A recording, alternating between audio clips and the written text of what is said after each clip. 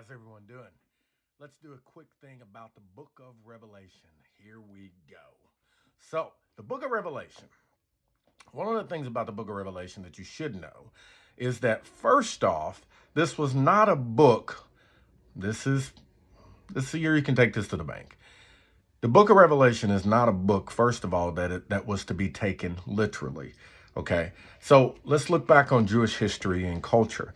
One of the things about Jewish history and culture that you should know is, and if you don't know, you're getting ready to find out, is that much of their writings was done by parabolic language through use of imagery. They use myth style writing, poetry style writing. Myth style writing is simply this. It would be like, for instance, the race between the tortoise and the hare. Now, a race between the tortoise and the hare did not happen. Okay. Maybe some people have put it on YouTube and, whatever. But literally, there was not a race between the tortoise and the hare where the tortoise won, literally per se. But by myth, this was used and told to convey a strong truth. And the truth was, don't give up and remain consistent.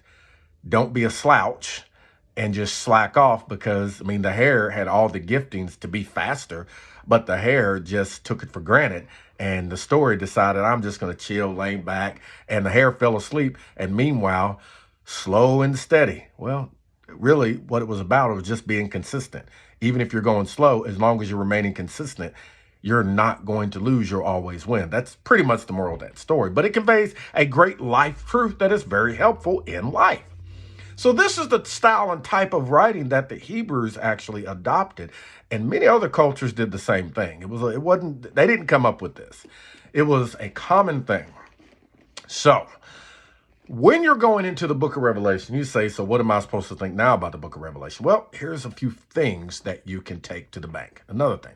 One, there is nowhere, no how in the book of Revelation, nowhere, will you find the word Antichrist. Yeah, let me say it again, just so people don't think I stuttered on that one. You will not find the word Antichrist in the book of Revelation. It's not there. And in fact, you do find it in First John writes about it. And it might be first, second, or third. First or second John, something like that. But the point is this. The point is, too, is now you've got all these different conflicting things. Now, here's a cool thing. Just try this. This is a challenge. Just try it. Okay. There is a word.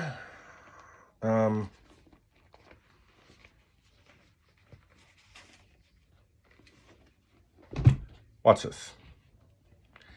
There's a word, and I don't know if you can see this or not.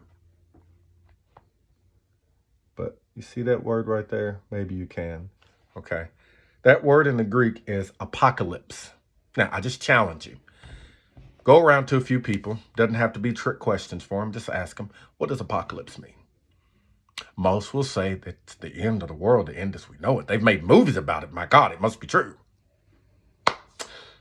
Let's test that. Let's challenge that.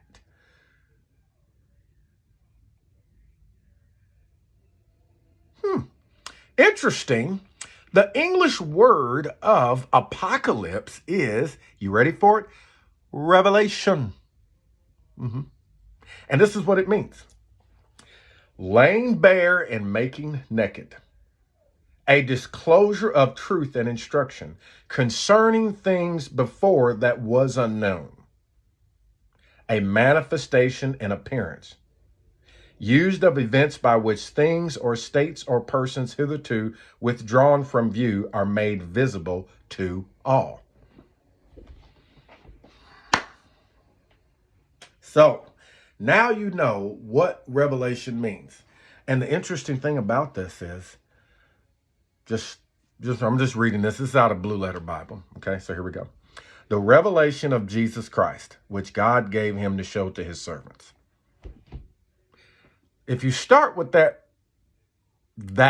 idea, it's a revelation of Jesus Christ, not about Nikolai Carpathia or the Antichrist coming at the end to rule over half of the world and rapture everybody up and take us all off the planet. Some of us anyway, the frozen chosen per se. And just a few bits are left to fight and scrounge and go through a bunch of turmoil and finally give their life to the Lord. Yeah, that's not it. Okay. So Revelation, I just told you what Revelation means. I also told you what apocalypse is. Apocalypse is the Greek of revelation, English word revelation, and the Greek word of revelation is apocalypse. But if you tell people apocalypse, they will, most people, because of traditions, they will say, oh, it's about the end. And we think because we put it at the end of the book that this is what it's talking about. Let me give you a bit of a different perspective. Usually, in a good movie, a good fireworks show, they save the best for last. What about the wine? Jesus turning the water into wine. They came and they said this. Everybody brings out the best wine at the beginning.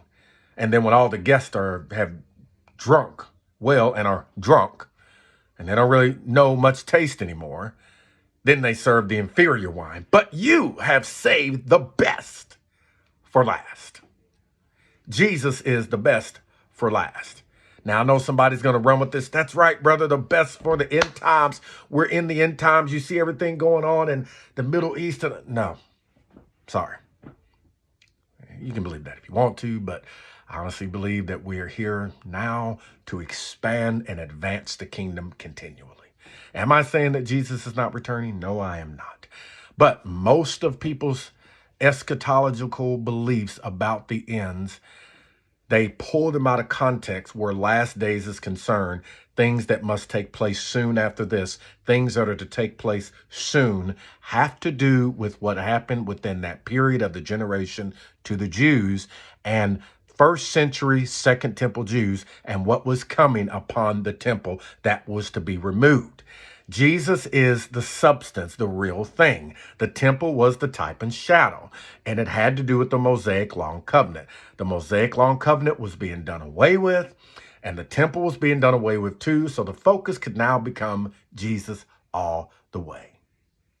Period. It was the last days of a covenant that was coming to a close, not end of the world. And read your text, check the words, do your own homework. Don't take my word for it, as they said in Reading Rainbow. You check it out. So that's all I have time for today. Have a great day, and remember, you're loved.